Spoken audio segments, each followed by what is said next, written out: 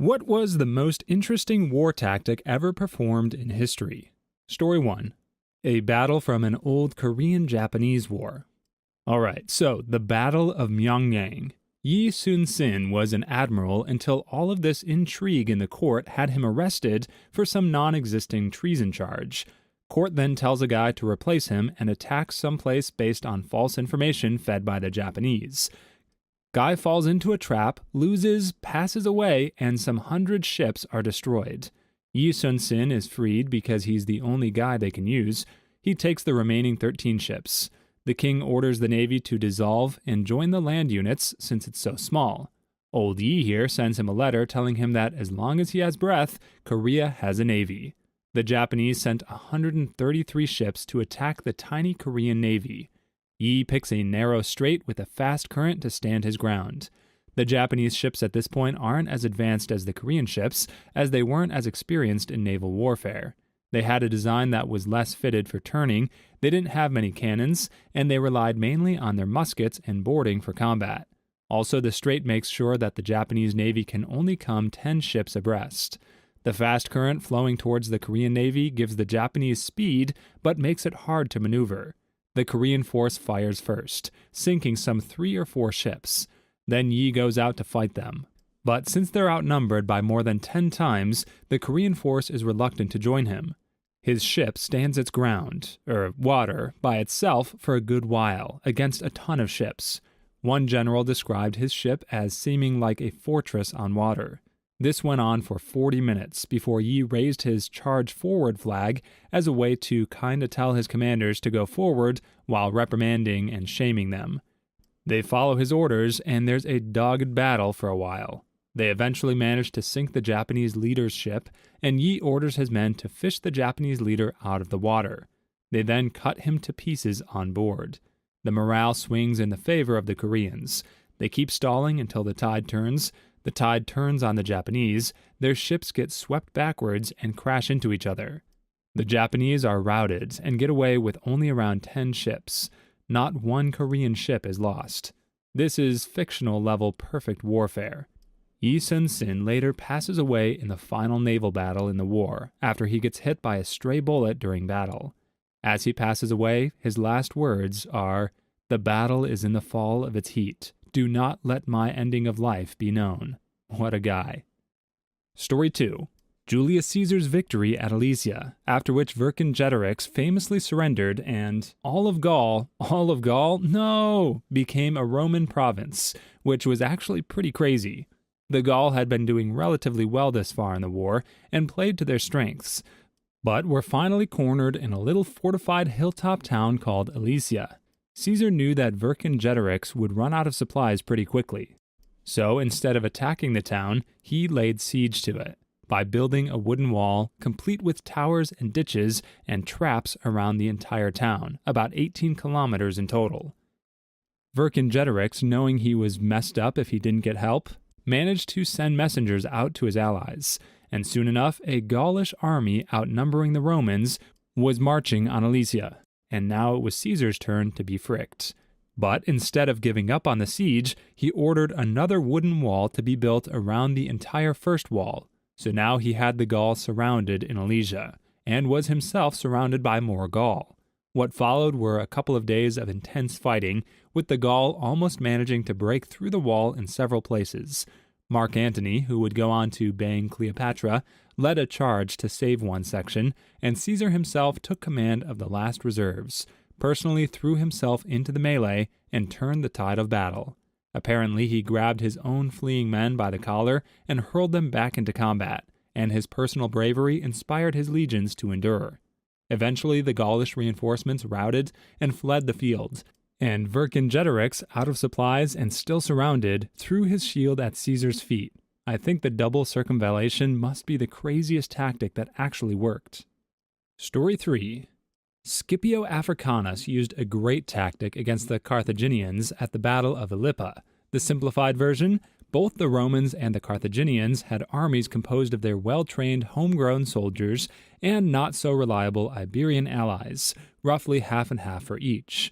For a few days, the two armies were camped close to each other, and would come out during the day, form up, and dare the other to attack. Skipio always put his legionnaires in the center and positioned his Iberians on the wings. The Carthaginians were like, well, that makes sense, and did the same with their army. So they started at each other like that for a couple of days. On the day of the battle, Skipio had his men eat well before dawn, get ready, and form up outside the camp, but this time he reversed his formation and put the weaker Iberians in the center and the legionnaires on the wings. Then he signaled for attack, and the surprised Carthaginians ran out of their camps and automatically formed up the way they had the last few days, assuming that Skipio was up to his usual shenanigans.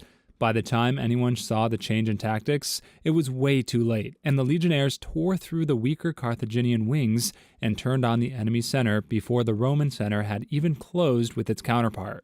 The Carthaginians were all routing and surrounded before their generals could do anything to save the day.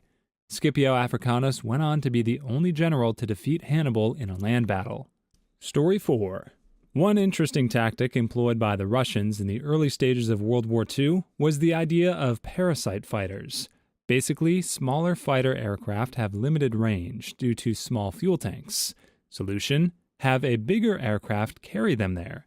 The Veno SPB was a TB-3 heavy bomber modified to carry 2116 light fighter aircraft, arming both fighters with two 250-kilogram bombs and having them dive-bomb enemy bridges and factories.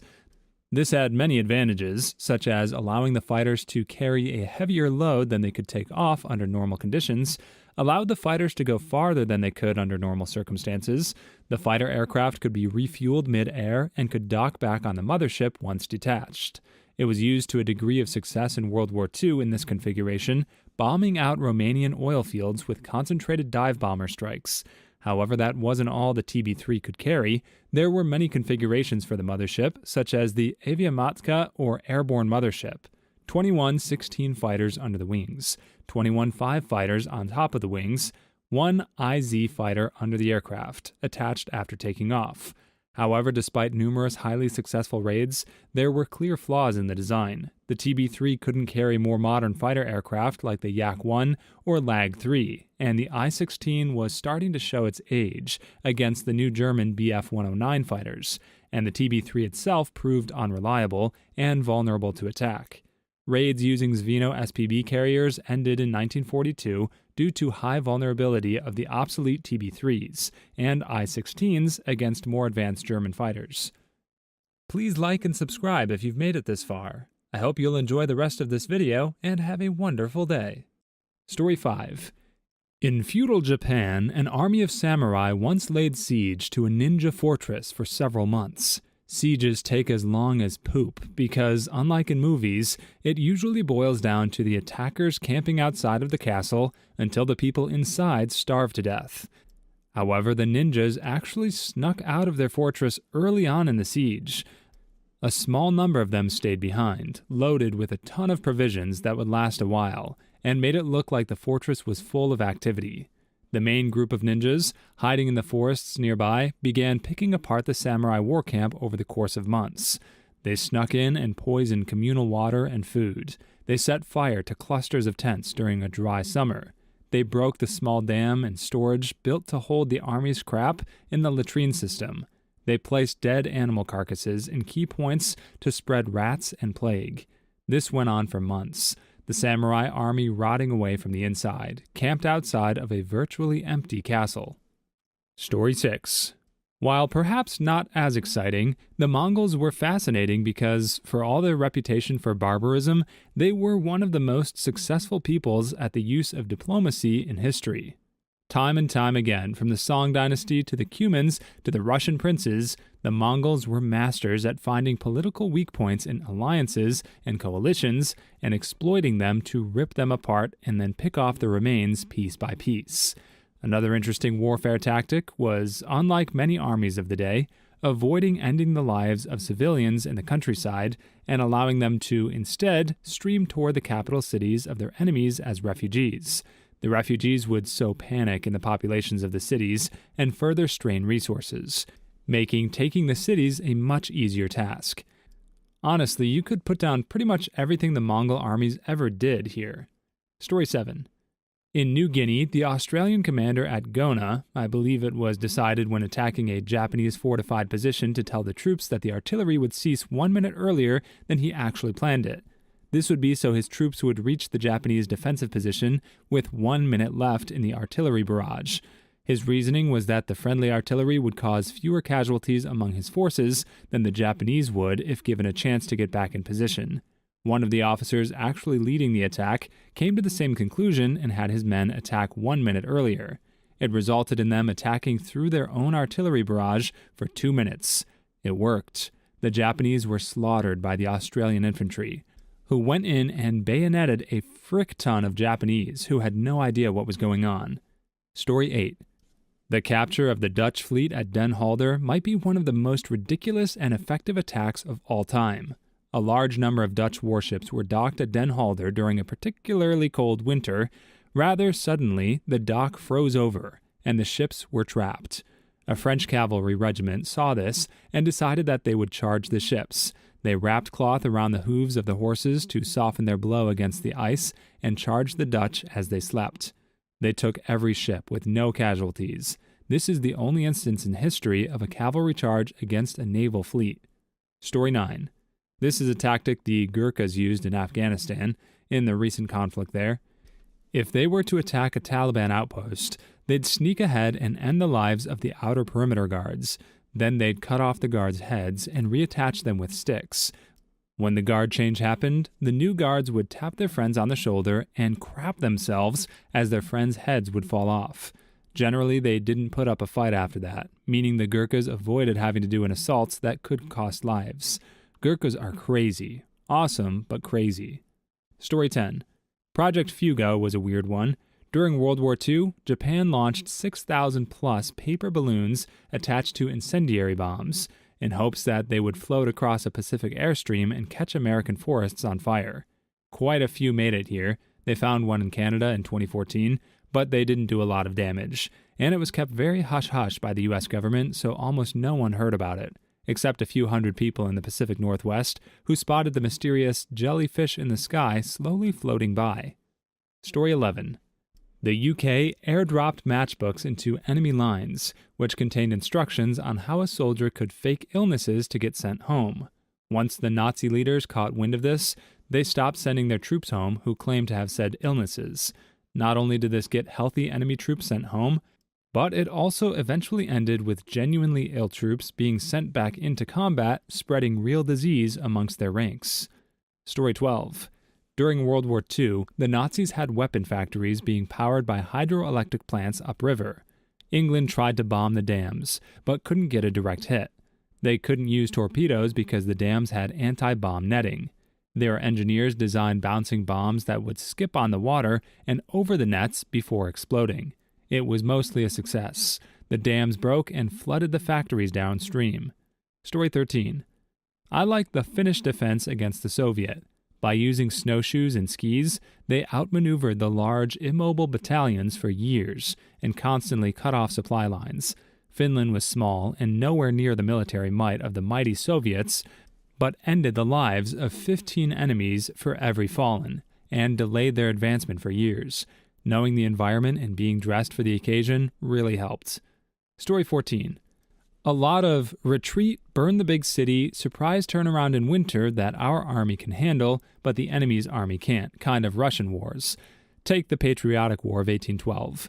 General Kutuzov is so bad but he burns down Moscow to ashes, then wrecks Napoleon's army in the winter and goes for them up to freaking Paris. His balls must have been made of steel. Dang. Story 15. The Celts are said to have got into combat on a few occasions completely naked.